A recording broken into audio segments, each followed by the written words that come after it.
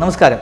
നമ്മുടെ ശരീരത്തിൽ നമ്മുടെ എല്ലുകൾക്കാണെങ്കിലും ഇമ്മ്യൂൺ സിസ്റ്റത്തിനാണെങ്കിലും നമ്മുടെ ബ്രെയിനിനാണെങ്കിലും ഒക്കെ വേണ്ട ഒരു വിറ്റമിനാണ് വിറ്റമിൻ ഡി. വിറ്റമിൻ ഡിയുടെ ഒരു നമ്മുടെ ഡെഫിഷ്യൻസി ഭയങ്കര കോമൺ ആണ്. നമ്മുടെ നാട്ടിൽ നമ്മൾ നോക്കുമ്പോൾ വിറ്റമിൻ ഡി കഴിക്കാത്ത 90% ആളുകൾക്കും വിറ്റമിൻ ഡി ഡെഫിഷ്യൻ്റാണ്. കാരണം നമ്മൾ ഒന്ന് ഇതുപോലെ കവർ ചെയ്തില്ല എടുക്കുന്നത്. വെയിലത്തൊക്കെ പോകുന്ന വളരെ കുറവ്, വെയിലിൽ നിന്നൊക്കെയാണിത് വിറ്റമിൻ ഡി നമുക്ക് കൂടുതലായിട്ട് കിട്ടുന്നത്. അപ്പോൾ ഈ വിറ്റമിൻ ഡി നമ്മൾ വെയിലത്ത് പോകാത്തതുകൊണ്ട് നമ്മളിങ്ങനെ കവർ ചെയ്ത് നടക്കുന്നതുകൊണ്ടും വിറ്റമിൻ ഡി ഡെഫിഷ്യൻസി ഭയങ്കര കോമൺ ആണ് നമ്മുടെ നാട്ടിൽ, ഒരു 90% എന്ന് പറയാം. അപ്പോൾ ഈ വിറ്റമിൻ ഡി എന്താണ്, വിറ്റമിൻ ഡി ഡെഫിഷ്യൻസിക്ക് എന്താ നമുക്ക് ചെയ്യാൻ സാധിക്കുന്നത്? ഒന്ന് വെയിലത്ത് പോയി നിൽക്കാം. അപ്പോൾ വെയിലത്ത് പോയി നിൽക്കണമെങ്കിൽ നമ്മുടെ സാധാരണ ഒരു 70-80% ബോഡി പാർട്ടെങ്കിലും എക്സ്പോസ് ചെയ്ത് ഒരു അരമണിക്കൂറൊക്കെ നിന്ന് കഴിഞ്ഞാൽ മാത്രമേ വേണ്ട വിറ്റമിൻ ഡി നമുക്ക് കിട്ടുള്ളൂ. അത് പലപ്പോഴും നമ്മൾ ചെയ്യാറില്ല. സായിപ്പന്മാരൊക്കെ നമുക്കറിയാം, അവർ ബീച്ചിൽ പോയിട്ട് ഇങ്ങനെ നിൽക്കുന്നതൊക്കെ നമ്മൾ കണ്ടിട്ടുണ്ട്. അത് ഈ വിറ്റമിൻ ഡി ഉണ്ടാകാനുള്ള ഒരു മെത്തേഡാണ്. പക്ഷേ നമ്മുടെ നാട്ടിൽ അങ്ങനെ വെയിലത്ത് പോയി നിൽക്കുക എന്ന് പറയുന്നത് സാധാരണ ആളുകൾ ചെയ്യാത്തൊരു കാര്യമാണ്. അത് കൾച്ചറലി അത്ര നമ്മൾ അല്പവസ്ത്രമായിട്ട് വെയിലത്തൊക്കെ പോയി നിൽക്കുമ്പോൾ നാട്ടുകാരൊക്കെ അത് എങ്ങനെ കാണും നമുക്കറിയില്ല. പക്ഷേ നമുക്ക് ചെയ്യാവുന്നൊരു പ്രധാനപ്പെട്ട കാര്യം എന്ന് വെച്ച് കഴിഞ്ഞാൽ vitamin D supplements easily available ആണ്, വളരെ ചീപ്പായിട്ട് അവൈലബിൾ ആണ്.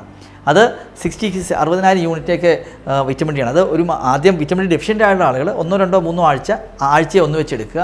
അത് കഴിഞ്ഞ് 2-3 ആഴ്ച കൂടുമ്പോൾ ഒരെണ്ണം വെച്ച് കഴിച്ചാൽ, അത് മാസത്തിൽ ഒന്നെന്ന് ഓർത്താൽ മതി. മാസത്തിൽ ഒരു വൈറ്റമിൻ ഡിയുടെ ഒരു ക്യാപ്സൂൾ കഴിച്ചു കഴിഞ്ഞാൽ നിങ്ങളുടെ വൈറ്റമിൻ ഡി ലെവൽ കൃത്യമായിട്ട് മെയിൻറ്റെയിൻ ചെയ്ത് പോകും. പക്ഷേ വൈറ്റമിൻ ഡി നമ്മൾ എപ്പോഴും ഓർക്കേണ്ട ഒരു കാര്യം, വൈറ്റമിൻ ഡി നമ്മുടെ കൂടുതൽ കഴിച്ചു കഴിഞ്ഞാൽ ശരീരത്തിൽ അത് സ്റ്റോർ ചെയ്യും, വൈറ്റമിൻ ഡി ടോക്സിറ്റി ഉണ്ടാകുകയും ചെയ്യും.